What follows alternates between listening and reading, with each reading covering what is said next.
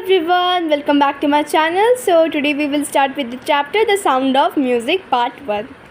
So इस chapter में हम एक लड़की के बारे में पढ़ेंगे जिसका नाम है एवलिन ग्लेने, जो कि सुन नहीं सकती पर उन्होंने बहुत ही अच्छा करियर बनाया अपना म्यूज़िक में. तो कैसे बनाया है वो आज हम इस चैप्टर में पढ़ेंगे. So let's start.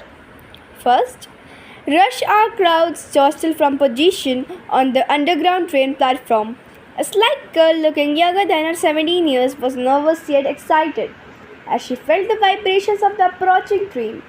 It was the first day at the prestigious Royal Academy of Music in London and daunting enough for a teenager fresh from the Scottish farm, but this aspiring musician faced a bigger challenge than the most. She was profoundly deaf.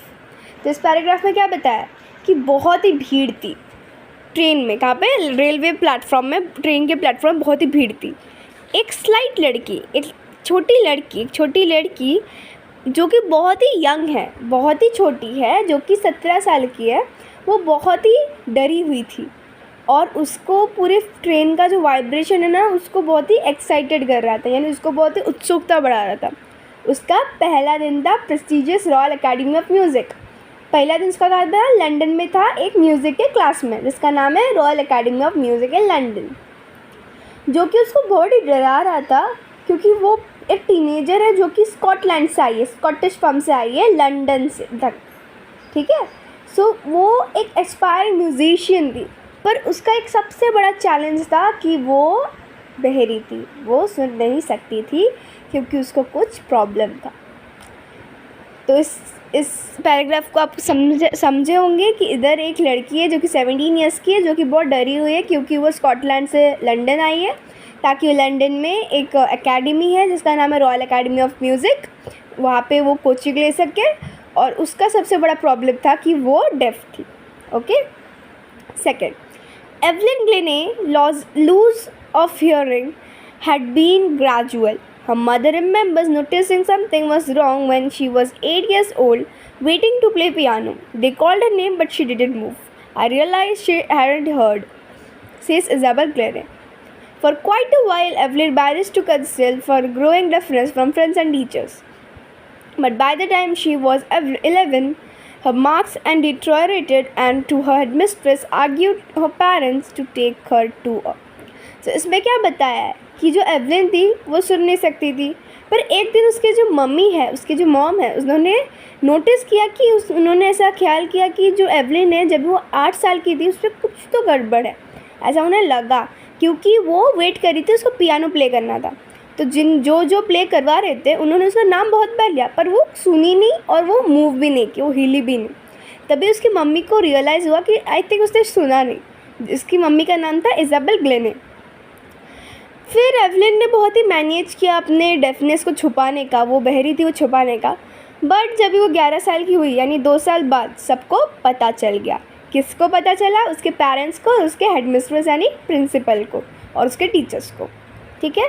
सो ये वाले पूरे paragraph में बताया है कि कैसे उसका deafness finally notice कब हुआ और कभी वो कंफर्म हुआ. अगर क्वेश्चन आता है कि when her deafness was notice and finally confirmed, आप ऐसे लिख सकते हैं कि her deafness was first notice by a mother when she was 8 years and it was finally confirmed when she was 11 years, which is 2 years later. Okay. So हम पहला side के glossaries भी कर लेते हैं. जॉस्टल, पुश रफली, slide, small and thin. daunting, frightening यानी डरना. Specialist, it was then discovered that her hearing was severely impaired as a result of gradual nerve damage. They were advised that she should be fitted with hearing aids and sent to the school for deaf.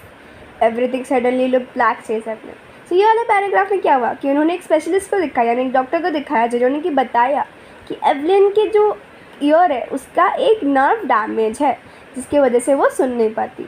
तो उन्होंने ये advice दिया कि Evelyn को एक hearing aid, जो कि एक मशीन होता है जो पहनने के लिए, और उसको डेफ लोग के यानी बहर लोग के स्कूल में भेजने के लिए, ऐसे नॉर्मल स्कूल में मत भेजने के लिए बताया गया. Everything suddenly look black. Evelyn ने बोला कि सब कुछ मेरे आँख के सामने काला पड़ गया था, मेरे सामने सब कुछ ब्लैक हो गया था. Third, but Evelyn was not going to give up. She was determined to lead a normal life and pursue her interest in music. One day she noticed a girl was playing a xylophone and she decided that she even want to play it too. Most of the teachers discouraged her, but percussionist Ron Forbes spotted her potential. He began by tuning two large drums to different notes. Don't listen to your ears, he would say. Try to sense it in some other way, says Evelyn. Suddenly it realized that I could feel the higher drum from the waist up and lower drum from the waist down. Forbes repeated the exercise and soon Evelyn discovered that she could sense certain notes in different body parts. I had learned to open my different parts of the body and to sounds and vibrations. The rest was sheer imagination and hard work. तो this para में क्या हुआ कि जो Evelyn थी वो इतनी determined थी कि उसको अपना जो एम है वो नहीं छोड़ना था. उसको इंटरेस्ट लेना है म्यूज़िक में, यानी उसको म्यूजिशियन बनना है तो बनना ही है. एक दिन उसने देखा एक लड़की जाइलोफोन एज ए इंस्ट्रूमेंट वो बजा रही थी, तो उसने सोचा कि मैं भी बजाऊंगी. बहुत सारे टीचर ने उसे डिस्करेज किया कि तुम नहीं कर पाओगे, बट एक जन थे जो कि परक्यूशनिस्ट यानी जो रॉन फॉरवर्ड जो ये भी एक म्यूजिशियन है, उन्होंने बताया कि तुम कर सकते हो. उन्होंने उसको एनकरेज किया. He began to tune. जब भी वो ट्यून करने लगे दो बड़े ड्रम्स को डिफरेंट नोट्स के साथ, फिर उन्होंने बताया कि तुम अपने कानों से मत सुनो, तुम कुछ और टाइप का कुछ और चीज़ सोचो जिससे तुम सुन सकते हो.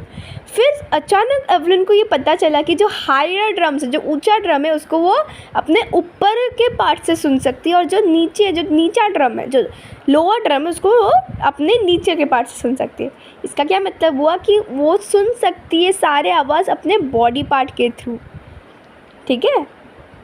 फिर जो रॉन फॉर्ब्स उन्होंने अपना एक्सरसाइज रिपीट किया. फिर एवलिन ने ये डिस्कवर किया कि वो साउंड म्यूज़िक सुन सकती है from different parts of a body. वो सारे वाइब्रेशन को अपने माइंड एंड बॉडी से फील कर सकती है, सारे ड्रम के वाइब्रेशंस को. और बाकी का उसका हार्डवर्क और डिटर्मिनेशन था, उसकी मेहनत. उसे मेहनत ने रंग लाया, यानी वो सुन सकी, not from a years but from a body parts. She never looked back from the point onwards. She toured the United Kingdoms with the youth orchestra. By the time she was 16, she had decided to make music a life. She auditioned for Royal Academy of Music and scored one of the highest marks in the history of the academy. She gradually moved from orchestral work to solo performances. At the end of the 3 years course, she captured most of the top awards. तो क्या बताया कि उसने UK में गई, वो London में गई जहाँ पे कि रॉयल एकेडमी, और वहाँ पे उन्होंने सोचा कि उसने सोचा कि मुझे अपने म्यूज़िक को अपना लाइफ बनाना है, और उसने ऑडिशन दिया कहाँ पे, royal academy of music in London में. और उसने पूरे हिस्ट्री में, उस एकेडमी की पूरी हिस्ट्री में उसने टॉप रैंक यानी टॉप हाईएस्ट मार्क्स उसे मिला. और उसके बाद उसने बहुत सारे ऑर्केस्ट्रा सोलो परफॉर्मेंसेस दिए, और जब भी 3 साल उसका कोर्स ख़त्म हो गया तो उसको तभी उसके बाद बहुत सारे अच्छे और टॉप क्लास के अवार्ड्स मिले, यानी सर्टिफिकेट्स, मेडल्स वगैरह मिले उसे. 5th, and for all these Evelyn won't accept any hint of heroic achievement. If you work hard and you know what you are going to do, you will get there. And she got right to the top, the world's most sought after multi-percussionist with the mastery of 1,000 instruments and hectic international schedule. यहाँ पे क्या बताया कि Evelyn ने कोई भी hint को accept नहीं किया कि उसके इतना बड़े अचीवमेंट में. वो हमेशा बोलती गई कि जितना हार्डवर्क आप करेंगे तो आपको वो ज़रूर मिलेगा. और पूरे वर्ल्ड की वो सबसे अच्छी मल्टी परक्यूशनिस्ट मास्टर बनी, जो कि हज़ारों इंस्ट्रूमेंट बजा सकता है, और उसका एक बहुत ही हेक्टिक यानी परेशानी वाला शेड्यूल भी बना. उसका टाइम टेबल बहुत ही हेक्टिक था, यानी बहुत ही बिजी था. 6. It is intriguing to watch Evelyn function so effortlessly without hearing. In our 2 hours discussion, she never missed a word. Men with bushy beards gave me trouble, she laughed. जब भी ये बात आती थी कि मैन विद बशी Baird, वो हंसती थी. सो ये वाला आपको समझा. अभी ये पार्ट 1 था, नेक्स्ट आपको कंटिन्यू करेंगे पार्ट 2 में. Thank you. If you like my video, please like, share, subscribe to my channel and don't forget to click the bell icon. The next will continue in the part 2.